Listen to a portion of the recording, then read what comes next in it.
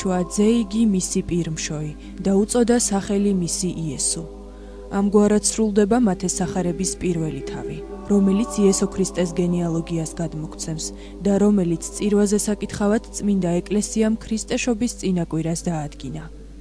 2012 წლის 1 იანვარს მართლმადიდებელი სამყარო წმინდა ლიტურგიით შეხვდა. სრულიად საქართველოს კათოლიკოს პატრიარქმა, უწმინდესმა და უნეტარესმა ილია მეორემ, წმინდა სინოდის წევრ მღვდელმთავართა თანამსახურებით საკვირაო წირვა აღასრულა ყოვლად წმინდა სამების სახელობის საპატრიარქო ტაძარში. წირვის დასასრულს საქართველოს პატრიარქმა დალოცა მრევლი და სრულიად საქართველო. უწმინდესმა და უნეტარესმა გამშვენებული ჯვრით დააჯილდოვა დეკანოზი მიქაელ კაპანაძე.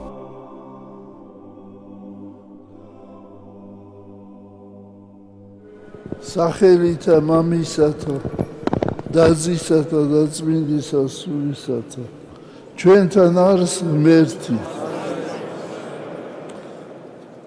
ახლითა და ძველით გილოცავთ ახალ წელს ღმერთი იყოს ფარველი ჩვენი მთელი ქვეყნისა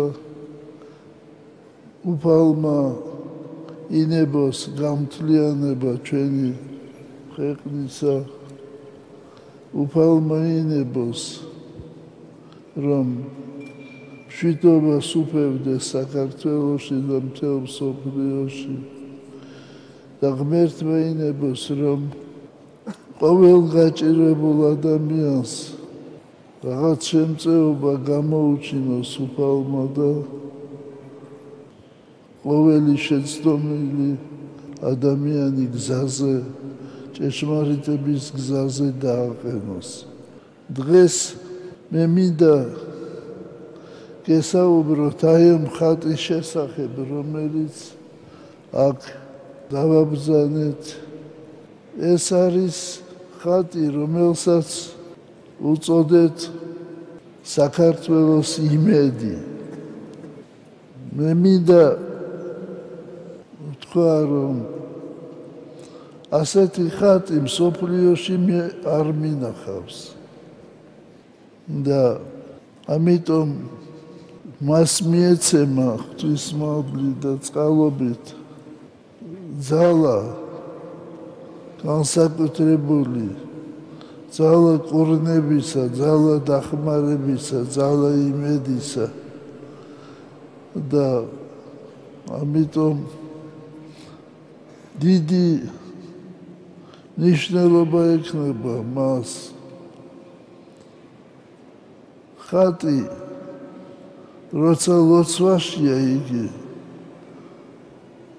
მაშინ იჩენს თავის სასწაულებრივ თვისებებს.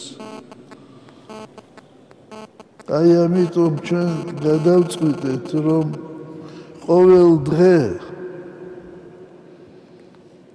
იქნება პარაკლისი ამ ხატის წინაშე.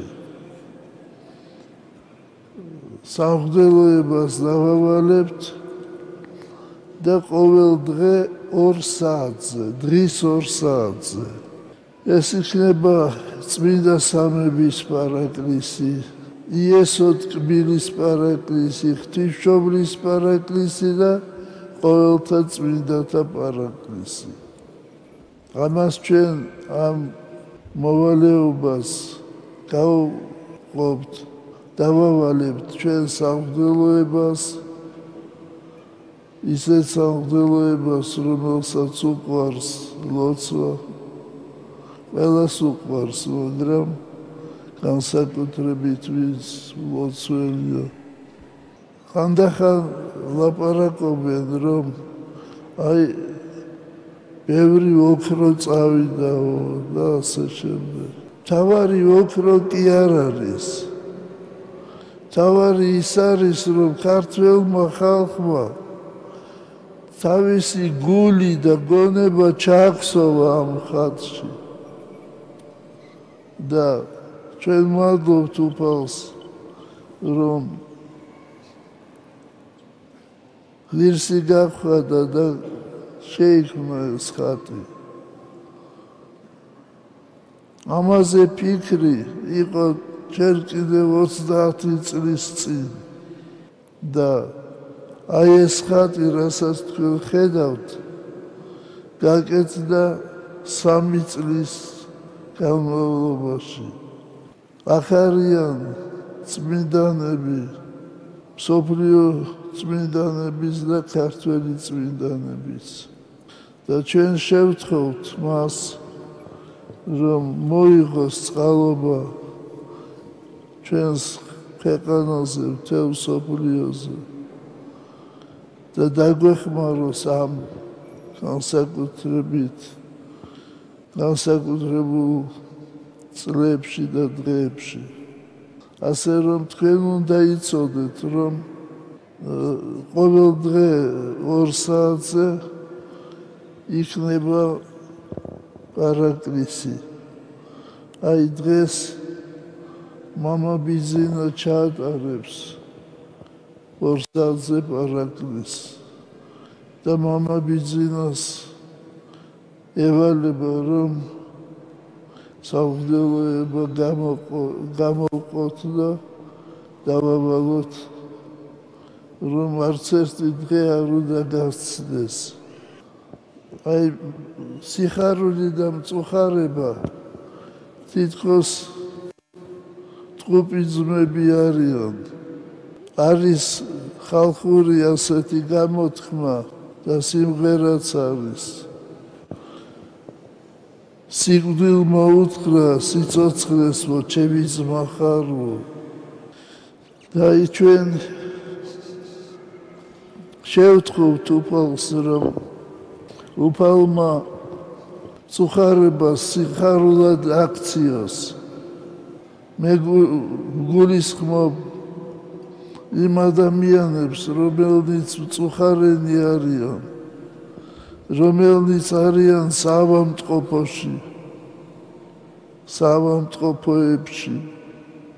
რომელნიც არიან ციხეებში და მე მინდა მოგახსენოთ ერთი სამწუხარო ამბავი. ჩვენთან ბრძანდებოდა ათონის მთიდან მამა ეფრემი ბერძენი, ვატოპედის მონასტრიდან, მონასტრის წინამძღვარი. და თქვენ ნახეთ ალბათ ტელევიზიით, რომ მან ჩამოიტანა სარტყელის ნაწილი ყოვლადწმინდა ღვთისმშობლისა და მოსკოვში ხალხი მიდიოდა, რამდენიმე მილიონი მივიდა იმის თაყვანისაცემად. და ახლა ცნობილი გახდა, რომ ეს მამა ეფრემი დააპატიმრეს. აი ასეთი სამწუხარო ამბავია და მე მინდა გთხოვოთ ყველას, რომ ლოცვები აღვავლინოთ მამა ეფრემისთვის, რომ უფალმა გაანთავისუფლოს იგი. იმედია, რომ უფალი შეისმენს ჩვენს ლოცვებს. ჩვენ მწუხარენი ვართ ამის გამო. ეს მოძღვარი მამა ეფრემი მეტად სულიერი პიროვნება ვატოპედის მონასტერში აგრეთვე მოღვაწეობენ ჩვენი ქართველი ბერები და ჩვენ თანაგრძნობას უცხადებთ მათ და მთელ მონასტერს. აი დღეს კიდევ ერთხელ უნდა ვიფიქროთ იმის შესახებ, რამდენად რთულია ადამიანის ცხოვრება. ვინ წარმოიდგენდა, რომ მონასტრის წინამძღვარს საბერძნეთის მთავრობა შეიყვანდა ციხეში და შეიყვანდა ისეთ ოთახში, სადაც ავაზაკები არიან და ქურდები. მაგრამ ღმერთი მოწყალია და ღმერთი განთავისუფლებს მას. მე გისურვებთ მშვიდობას, სიხარულს, გიყვარდეთ ადამიანები, არა მარტო ის, ვინც სიკეთეს აკეთებს თქვენთვის, არამედ უნდა გვიყვარდეს მტრებიც. ეს ძალიან რთული პროცესია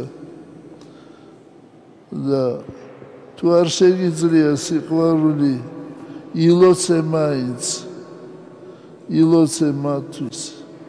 ღმერთმა დაგლოცოთ და ღმერთმა დალოცოს გვირგვინი წელიწადისა ამის მშვიდობით. ამინ. დალოცვილი და გახარებული იყავით. დღეს დეკანოზი მიქაელ კაპანაძე, რომელიც მსახურობს ერთგულად საქართველოს ეკლესიაში, დაჯილდოებულია გამშვენებული ჯვრით აქსიოს.